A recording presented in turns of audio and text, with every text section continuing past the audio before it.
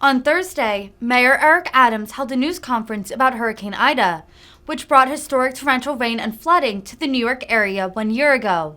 Adams remembered the at least 13 New Yorkers who were killed as a result of the natural disaster. The mayor decried climate change for exacerbating the effects of the hurricane, also mentioning the current deadly flooding in Pakistan. Adams highlighted that New York is taking steps to protect the city from future tragedies. His new plan includes enhancing existing sewer and stormwater systems with rain gardens and other flood solutions to help New York become resilient to an Ida-level storm. He also touted his solution for helping to create jobs.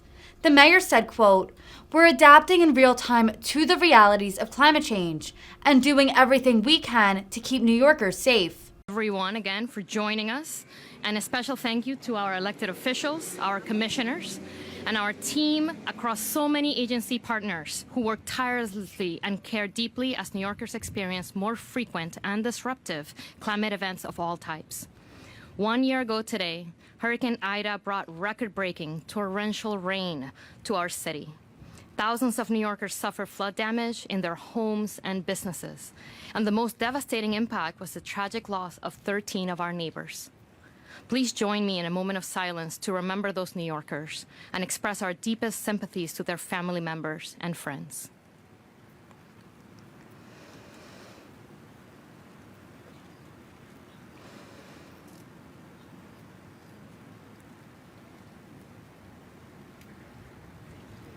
Thank you. Climate change presents public health, environmental, and equity challenges to our city. And while we remember and mourn the victims of extreme weather, we are here committed to transform, adapt, and prepare our city, investing to not only protect New Yorkers from climate hazards, but also to make our city cleaner, greener, and a more equitable place to live. Joining us today is the Honorable Mayor Eric Adams, who will kick us off as we present a new vision for stormwater resilience in New York City, one that centers our neighbors, invites world-class innovation, and charts a course for long-term investments. Mr. Mayor. Thank you. Thanks so much, Kizzy. And to our teams, anniversaries are not only celebrations, but they're moments of reflections on how we could do things better. And I'm happy to be here with the team. And the team consists of our speaker, Speaker Adrian Adams, Borough President Donovan Richards, Council Member Areola, 32nd Council District, Bob Holden, Council Member of the 30th Council District, Assemblyman David Weprin, Assembly Member from the 24th Assembly District, Assemblywoman Rosick, 25th Assembly District, all coming together because we all realize that this issue crosses all party lines or neighborhoods, and we join with our amazing team of commissioners who are part of this initiative, from the parks to Department of Environmental Protection to, as we just mentioned, Kizzy Guzman, who is really doing an amazing job, and the Chief Climate Officer, in her role as Chief Climate Officer, and really looking at how we are forward thinking around these climate issues. So today, as we acknowledge Hurricane Ida, and it was the heaviest rainfall in our recorded history, flooding our streets and subways and basements in the city. It had a major impact on us. I'll never forget that day being out, looking through the streets and watching the Brooklyn Bridge flood. For the first time in my life, I experienced that. The bridge had to be closed down because of the flooding. Our neighbors were victims of climate change. 13 New Yorkers died in their basement apartments due to flooding. This traumatized our city. But climate change is bringing longer droughts, stronger storms, and heavier rainfalls to places all over the globe. We're witnessing right now what's happening in Pakistan as we see the heavy rainfalls.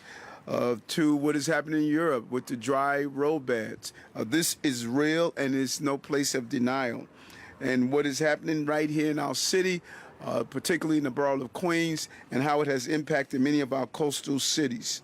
We are not going to stand by. We are taking actions to protect our city and prevent future tragedies. And that includes ramping up flood protections across the city, whether it's from heavy rains or storm surge. This Ida was not from coastal areas. We thought we can build higher walls, but Mother Nature showed us it was more than just higher sea levels. This came from rain inwards, Crown Heights, and other parts of our city that historically did not deal with flooding was impacted by this rainfall. Climate change is not something we can fight on our own. As I stated, it's a team effort.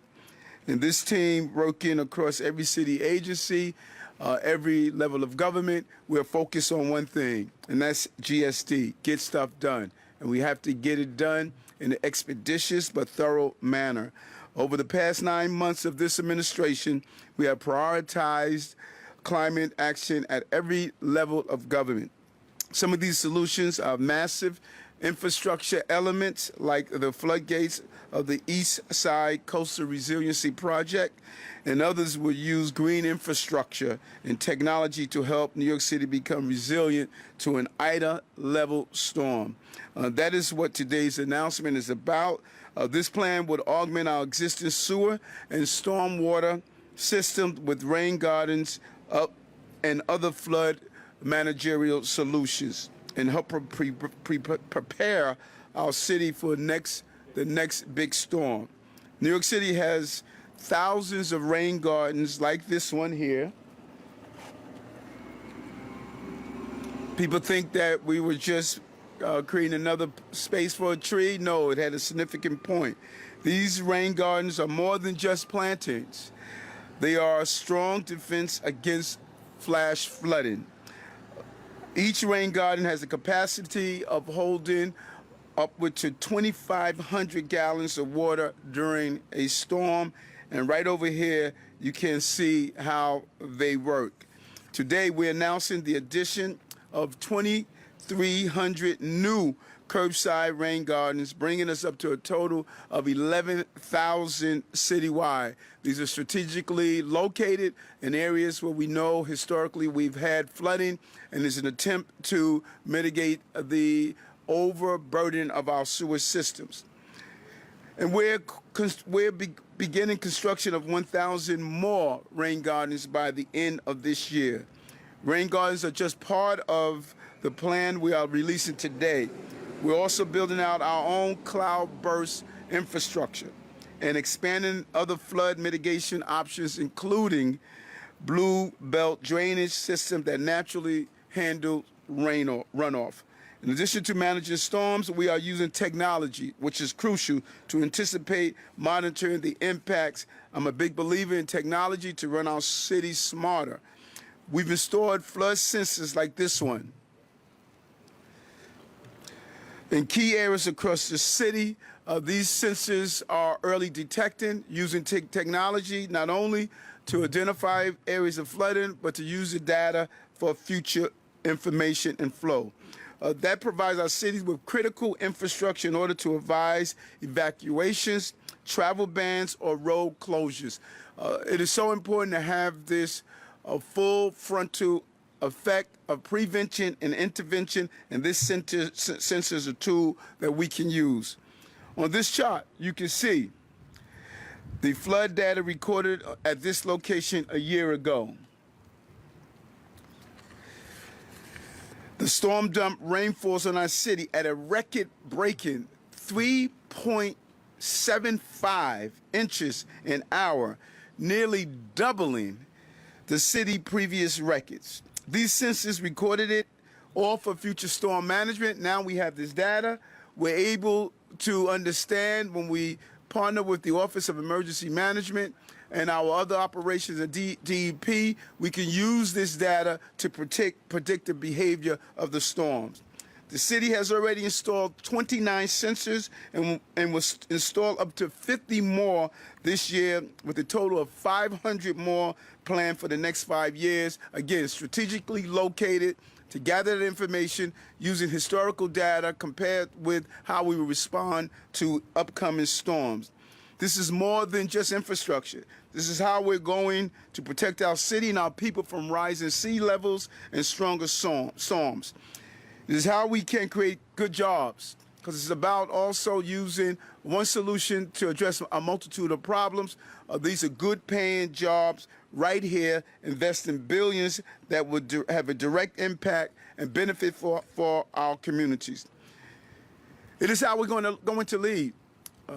Everyone takes notice of what happens here in New York and how what happens here in New York cascades throughout the entire country. The city has been here for 400 years, and we're clear on this. We're going nowhere. We're going to continue to be prepared for whatever challenges that we have to face. We will pivot and shift and adjust. We're adapting in real time to the realities of climate change and doing everything we can to keep New Yorkers safe. And so I want to thank all of my agencies, especially the Department of Environmental Protection and the Mayor's Office of Climate and Environmental Justice. And so now I'm going to turn it back over to Kizzy so she can allow the other speakers to come forward. And I want to thank them for their partnership, particularly with the initiatives that are coming out of the City Council and the coordination of all of our agencies and elected officials on the state and city level. Thank you very much.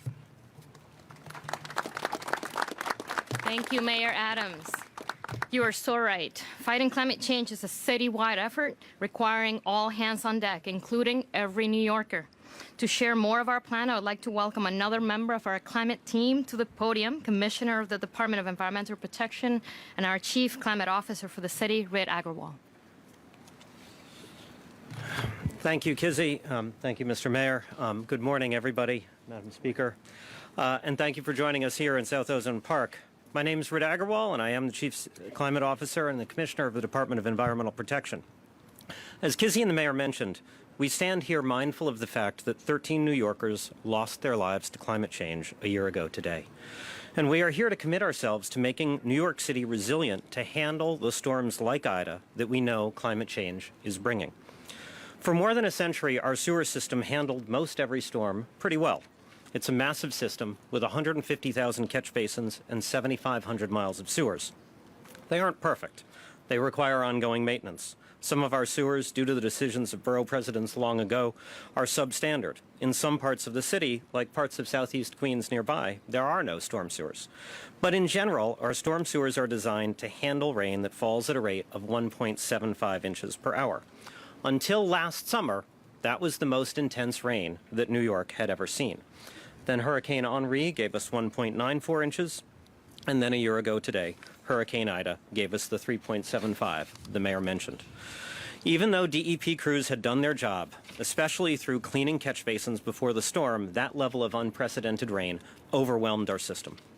Now we know that we need a very different stormwater management system from the one that we've inherited.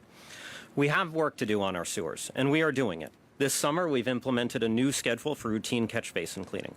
We're exploring ways that technology might help us predict where sinkholes and collapses might occur. We're collaborating with the MTA to identify causes of flooding in specific subway stations. We're even more committed than ever to ensure that we finish providing sewers to Southeast Queens. But the reality is that we will never be able to accommodate an Ida-level event in sewers. Sewers that large would require us to tear down homes and businesses to make way for wider streets and wider sewers. But we are not helpless. Today we are here to share the vision for how we will make New York City resilient to the Ida-level storms of the future. Our path to resilience requires us to look to nature to augment our sewer system, to build green infrastructure that will complement our gray concrete infrastructure. Separately, neither would do the job, but the combination of well-maintained sewers and extensive green infrastructure can make New York City resilient in the face of the storms to come. We use green infrastructure to handle stormwater outside of the sewer system, to absorb it into the ground, or to store it until a storm passes. As the mayor just mentioned, we have already the largest green infrastructure program in the country with more than 11,000 rain gardens, green roofs, and green playgrounds built today. And as the mayor said, we're making progress now, and you're going to see a lot more of it in the coming months and years. Rain gardens are only one aspect of our green infrastructure approach. Since the 1990s, we've taken existing streams and wetlands on Staten Island and turned them into what we call blue belts, natural features designed to capture and naturally filter stormwater from the streets. The blue belts have been so successful that we now have 83 of them on Staten Island and a handful in Queens and the Bronx. And so we have now begun to think about how we develop a citywide network of blue belts. I'm pleased to announce that we have engaged Dr. Eric Sanderson of the Wildlife Conservation Society, the author of Mannahatta, who has written extensively on historic streams and wetlands across the city, as a consultant. As Eric Works tells us, water has memory, and many of the hardest hit locations in the city were the site of ancient streams that developers merely filled in. Eric is helping us take a look at historic waterways and wetlands and compare them with current flood maps and 311 data to develop a map of where we ought to have blue belts across the city. We're also looking at storing stormwater in public spaces. Cities such as Rotterdam, Amsterdam, and Copenhagen have pioneered designs for playgrounds, highway medians, and public plazas that are designed to become retention ponds in extreme storms. DEP has been partnering for several years with the city of Copenhagen on this topic, and thanks to their help, next year we will break ground on a pilot project here in Queens. We call these cloudburst designs, and the first one will be built at NYC's South Jamaica houses, not too far from here. There, we will redesign some of their open spaces, most notably a basketball court, to store stormwater during the most extreme storms. Finally, private property has a significant role to play. Earlier this year, DEP released a new stormwater rule that requires all newly developed or redeveloped large properties to manage stormwater on site with green infrastructure or storage facilities. So properties cannot simply shed their stormwater onto the sidewalks and streets where it can overwhelm our sewers. All told, we are confident that the combination of gray and green infrastructure can handle storms like Ida. It will not be easy or immediate. We have a lot of work to do, especially in finding more locations for rain gardens and blue belts that we need, and this will take years to finish. We are now working with partner agencies such as Parks, NYCHA, DDC, DOT, and many others to turn this vision into a concrete strategy with timelines, budgets, and locations.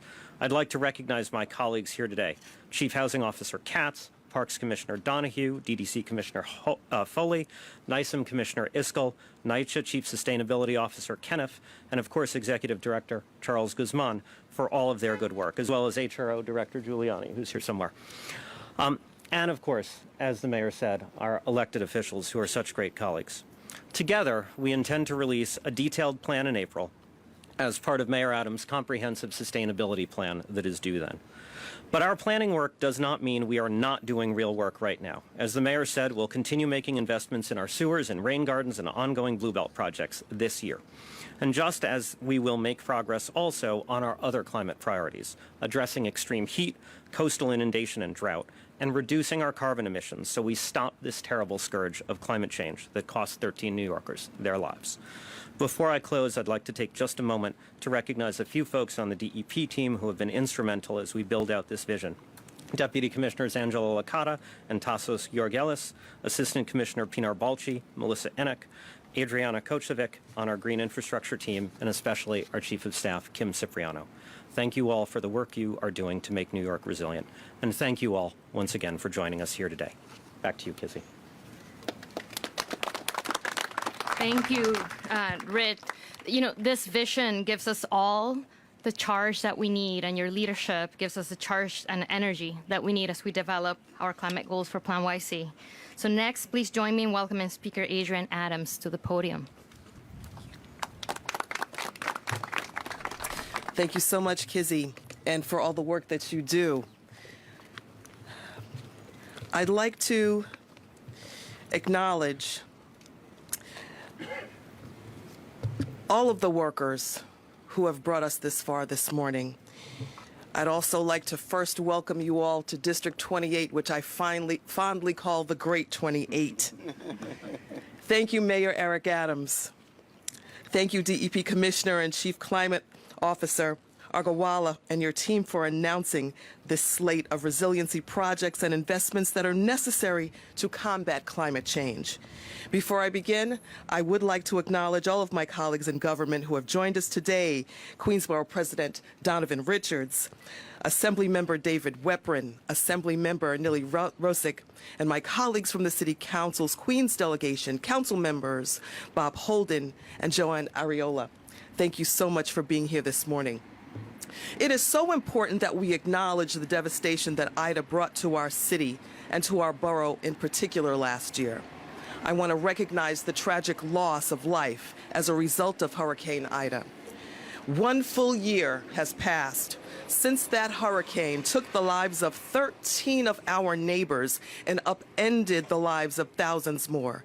New Yorkers today are still feeling the impact of the extreme rainfall and flooding that's become all too common due to climate change.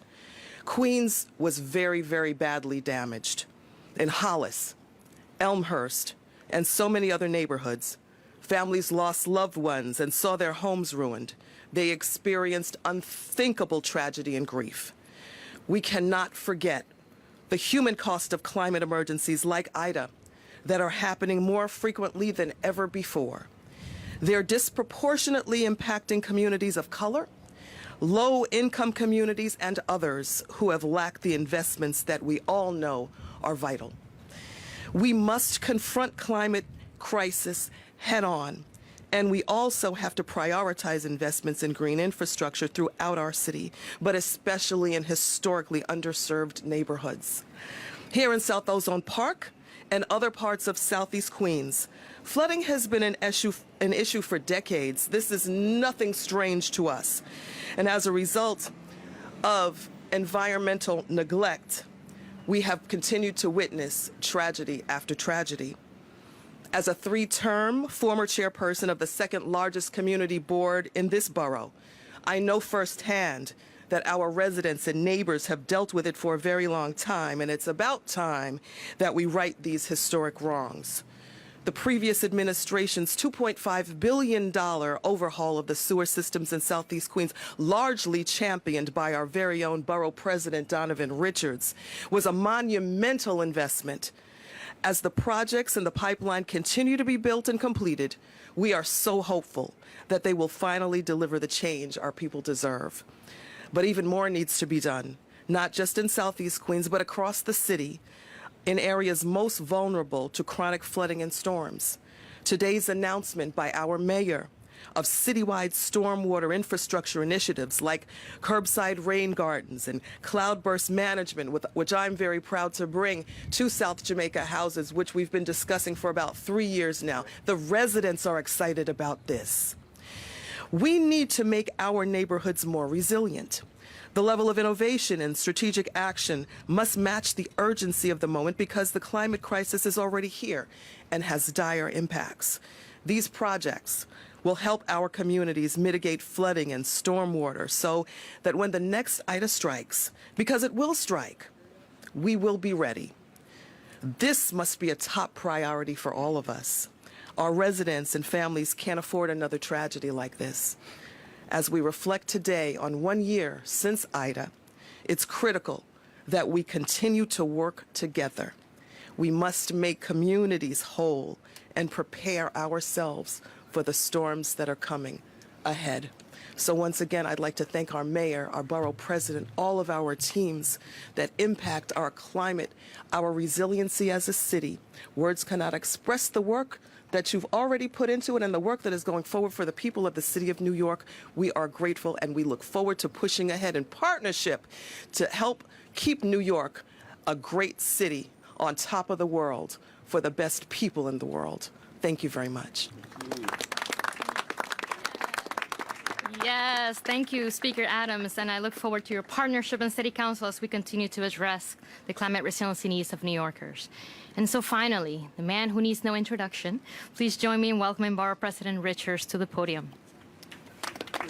Thank you, Kizzy, and thank you, Mayor, to our Speaker, and to all of our agencies and to all of our elected officials here. Thank you for being here. You know, it's hard to believe it's been 1 year since Ida changed our city forever, but let's not forget we're coming up on the 10th year anniversary of Hurricane Sandy as well. And I represented the Rockaways, and I know how hard it is to overcome that pain that we felt back then nearly 10 years ago, and certainly what we felt just a year ago. You know, the wound is still bleeding. The hole in the hearts of nearly 13 Queens families are still gaping. Hurricane Ida showed us the true power of Mother Nature and just how unprepared for her wrath we really are. And we paid for it as a borough. From Flushing to East Elmhurst to Hollis, entire blocks were flooded, including Fresh Meadows. Cars were ruined. Homes and everything in them were destroyed. 13 of our neighbors living in basement apartments, especially in Flushing, suffered the unimaginable fate of drowning in their own bedrooms. I'll never forget touring the borough in the days after the storm and seeing the hurt and devastation on so many faces. But what I'll also never forget are the scenes of neighbors helping each other, the clips of complete strangers stepping up for each other, the leadership of community groups who started raising money, giving out food, and distributing supplies right here. To me, that's more powerful than any storm. That is what defined September 1st for me, not the way the floodwaters rose, but how we reacted once they receded. As the saying goes, look for the helpers, and the helpers were everywhere I looked. There is still so much work to be done when it comes to our recovery. And our speaker alluded to the fact that we worked extremely hard in the days after Sandy to lock in this Southeast Queens plan, this $2.5 billion plan that I want to thank this administration for not only continuing to build the foundation on, but also building upon it. Because you cannot resolve the climate crisis without addressing environmental racism. And as you look back to 40 years of this community, how development happened, how homes were being built, but yet there was no infrastructure being put in, it's hard to not say it and call it what it is. It was environmental racism. I remember being the chairman of the Environmental Protection Committee at that time coming in 2015 and asking the Department of Environmental Protection to show me where investment was, where are these sewers getting built out. And you could largely see on that map that there was inequity. I want to thank this administration, thank this commissioner and the prior administration for getting it right, for starting to build out this infrastructure in our neighborhood. All the investment that Mayor Adams is talking about today is a continued right step in the right direction. And I'm confident, because I work with DDC and DEP, that we're moving in the right direction. It's clear we need miles upon miles of new sewer and water mains across the entire borough. We need thousands of more rain gardens. Gray and green infrastructure are key investments in addressing many of the flooding issues we see across the borough. We need to make sure our catch basins are being cleaned constantly.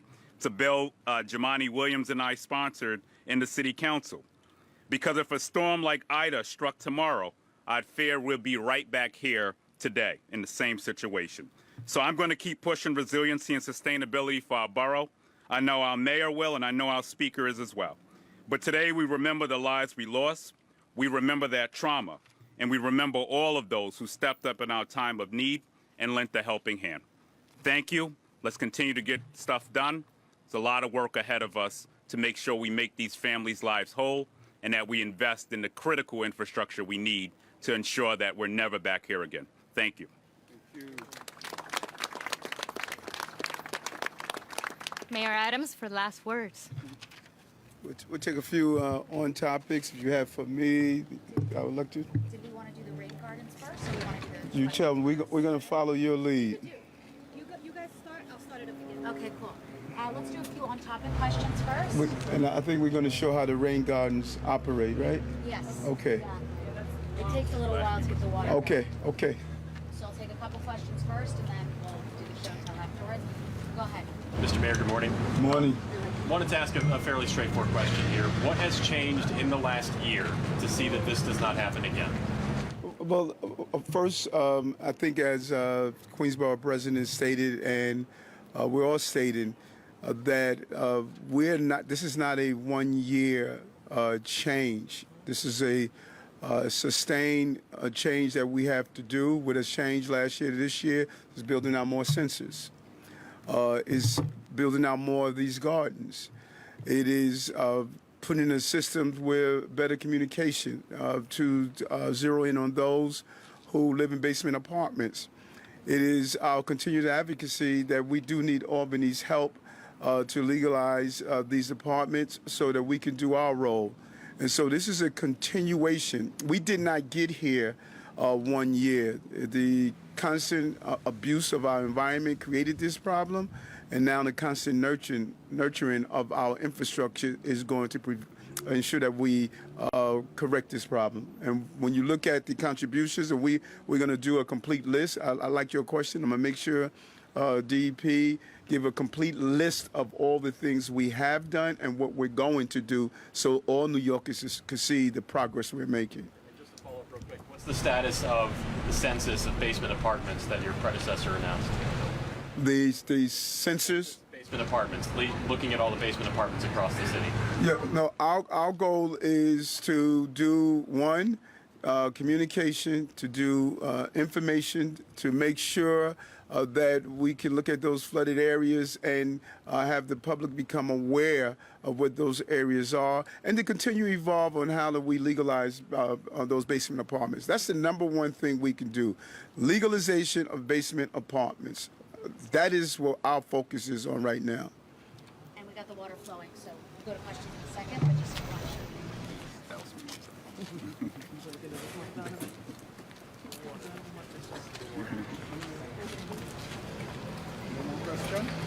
He's coming back. He's gonna come back. He's coming back. You live around here? Yeah. So I take it you were hit pretty hard last year. What does it feel like now that thinking back?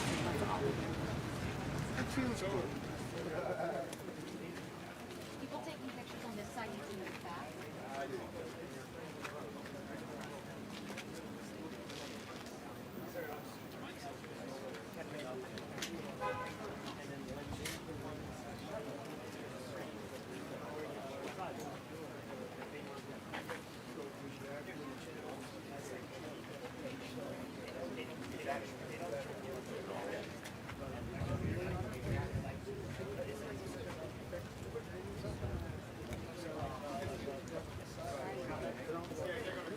Everybody over here step back. Please, so that other photographer.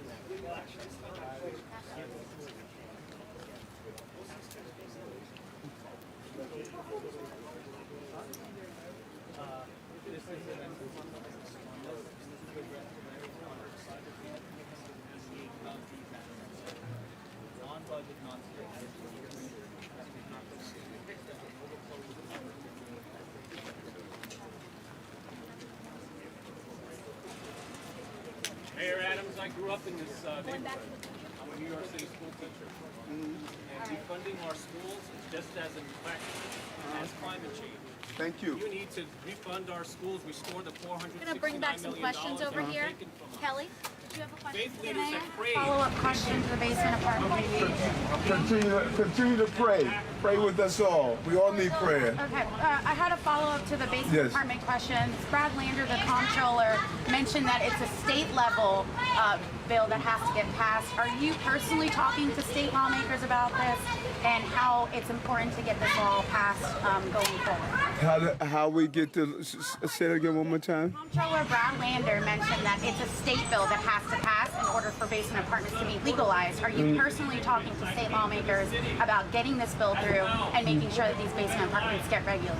Yeah, and that's what we want to do. We want to, we need to help from all of our electeds on how to go about getting that legislation passed. That's the heart of what we need to do with basement apartments, is to get that bill passed, and we could use the help from the controller and whomever else wants to be part of that team. Quick follow-up. It's a year later. What is your message to the residents that were hardest hit by Ida? Now that it's a year later, you're making all these changes, but what's your message to them after they've been through so much from that storm and continue to deal with the repercussions of the consequences of all that flooding? Well, what we must do is to ensure, number one, information to our people, and that is why we're crucial that we're going to list what we're doing. Because people need to know that we're not just sitting on our hands and saying that it is going to just pass by. These are real storms. These are storms that are going to be here a long time. And our goal is to show how we're making those progress. Each time they see these rain gardens, they're going to understand that this is a new step in the right direction. Each time we continue to show these sensors, we're moving in the right direction. And it's about people know we're moving in the right direction. And that's what New Yorkers want to know. Does anybody else have questions on topic? On topic? Two-part question. Yes. One is there were a lot of homeowners after Ida calling for a buyout. And I looked at the plan with the HUD grant, and there's no money set aside for possibly buying homeowners out. Can you speak to that? Yeah, we want to continue to look at those voluntarily housing mobility, those who want to buy out or to sell their houses in those high flood zone areas, and we're going to continue to factor that into the equation as well. The other part of my question is for the borough president. We had spoken last year about the city creating a build it back program. A lot of the homeowners are still, doing their repairs, are in crazy debt, and there's people that have not found homes after their got destroyed. Yeah, I will continue to say it. I do think the city needs to create some permanent infrastructure around rebuilding homes. This is not going to be the last time we see a crisis of this magnitude. You look at how many 90-degree days we've seen. We're on record to either surpass or be just at the same line as Atlanta, which is something we've never seen in New York City. So I believe that it's going to cost the city more in the long run if we don't figure out a way to assist these homeowners, and not to say the federal government doesn't have a larger responsibility here. FEMA has created such red tape, and I'm not saying they haven't done better this time. I lived through Sandy, so I want to say that they were much better in getting into communities this time, but the bureaucracy and the amount of dollars that they're setting aside for residents is not going to technically help them rebuild across this borough. So we're really going to need a federal, state, city plan that I think creates some permanent infrastructure to assist homeowners to rebuild. Otherwise, we'll be here again. That's all of the on-topic questions, right? Yeah, we'll do one or two off topics. Thank you. We're going to excuse you from the onward. My police discipline kicks in all the time. All right, brother. Thank you. Thanks all. Thank you. Happy birthday. Thank you, brother. Do one or two off topics before I bounce. Go ahead. Mayor, your Social Services Commissioner, Gary Jenkins, has come under a lot of scrutiny recently. Right now he's on vacation for questions about a promotion his wife was given. What are your thoughts about the job he's doing right now? Any considerations about his future? I'm just blown away when people talk about live-work balance. And here is a man that has been inundated housing thousands of people that came to our city. I see Gary out with me 1, 2 a.m. in the morning. I see him up 5 a.m. in the morning meeting buses. And he did the cardinal sin. He went on vacation with his family. I mean, that is just so unbelievable that in a time that all of us are dealing with the impact of the stress of our daily lives, I commend him for renewing himself and coming back and doing those 12, 13-hour days that he's doing. I have the utmost confidence in Gary, and Gary's going nowhere. When I chose him because he lived in a homeless shelter as a child. I chose him because of his dedication and commitment. And I think this city is, we're at a better place because we have a compassionate leader like him. And one thing my team knows about me, if you do something wrong, we have to correct it. But I'm not the leader that abandons you because people are yelling at you. That's just not who I am. These are great, committed public servants, and I'm there for them, and I appreciate him. Two questions. The 25-year-old woman shot in the head. If you could comment on that. And also there was an NYPD video showing an officer punching a woman in the First, from what I learned, and I was briefed this morning. It appears as though the young lady was an intended target. We're unclear yet, but we're going to continue the investigation. It's still new. We don't have much more than that at this time. But again, it really highlights what the governor and I talked about yesterday, and what we continue to talk about, the overproliferation of guns on our streets and people using them for violent means. And then it segues into what happened in the 3-2 precinct with the incident yesterday. We need to be clear on what happened there. We had a person that was wanted for attempted murder. Attempted murder. Police officers found him. He was armed with a ghost gun in his belt. Those officers showed great restraint. They didn't discharge their weapons. They subdued him.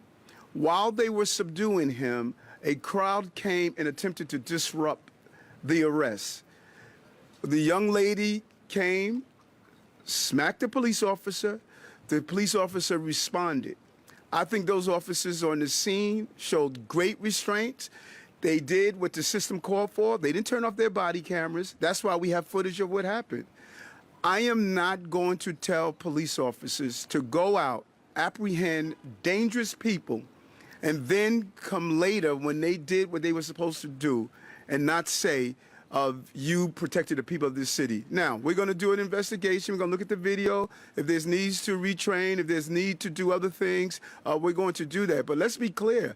They were arresting a person who was being pursued for attempted murder.